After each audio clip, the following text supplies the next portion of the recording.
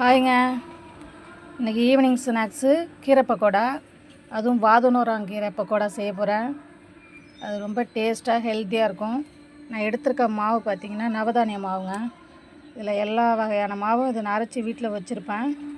அதில் எல்லாத்தையும் மிக்ஸ் பண்ணி கேழ்வரகு மாவு, கடல மாவு, பச்சரிசி மாவு எல்லா மாவுமே இருக்கும். அதெல்லாம் ஒன்றா போட்டு ஒரு டேஸ்ட்டான ஒரு ஈவினிங் ஸ்நாக்ஸு கீரை பக்கோடா செய்ய போகிறேன். அதுவும் வாதுநூறான் கீரை. இந்த கீரையை பற்றி நிறையா சொல்லணும்.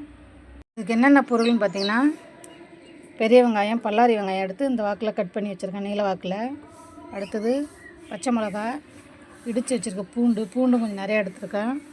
அடுத்தது பார்த்திங்கன்னா சின்ன சீரகம், தேவைக்கேற்ப உப்பும் போட்டுக்கலாம். போட்டு எல்லாத்தையும் மிக்ஸ் பண்ணலாம். கீரையும் இதிலே போட்டுருவோம். தேவைக்கேற்ப உப்பும் போட்டுக்கலாம். மிக்ஸ் பண்ணி வச்சுங்க. இல்லை தண்ணி ஊற்றிக்கலாம். தண்ணி ஊற்றி நல்லா பிசைஞ்சிக்கலாம். அளவுக்கு பிசைஞ்சிக்கிட்டேங்க. இதான் பக்கோடா போடுறதுக்கு பதமாக இருக்கும். அடுப்பத்தை வச்சு வானல் சூடு ஏறிச்சுங்க.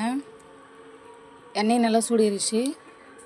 பிசைஞ்சு வச்சுருக்க மாவை இப்படி கிள்ளி போட்டுக்கலாம்.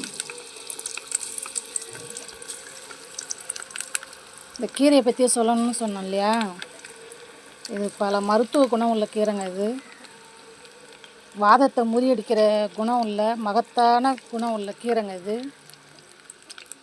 நீங்கள் ஒரு தடவை இந்த மாதிரி செஞ்சு சாப்பிட்டு பார்த்துட்டு சொல்லுங்கள் எப்படி இருக்குன்னு. டேஸ்ட்டும் நல்லாயிருக்கும். ஒரு டிஃப்ரெண்ட்டான டேஸ்ட்டில் இருக்கும்.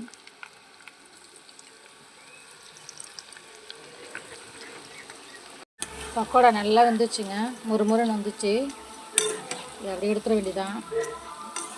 பல மருத்துவ குணம் உள்ள மகத்தான கீரை இது ஒன்று. இந்த வாதுநூறான் கீரை அவ்வளோ வாதத்துக்கு உகந்த கீரை. ஒரு தடவை ட்ரை பண்ணி வாதம் உள்ளவங்க இதை செஞ்சு சாப்பிட்டு பாருங்கள். நல்ல ரிசல்ட்டும் கிடைக்கும்.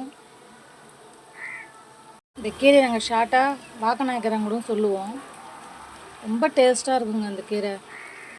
முறுமுறுன்னு கீரை பக்கோடா ரெடி ஆகிடுச்சுங்க. ஒரு தடவை இந்த மாதிரி புதுசாக ட்ரை பண்ணி பாருங்கள்.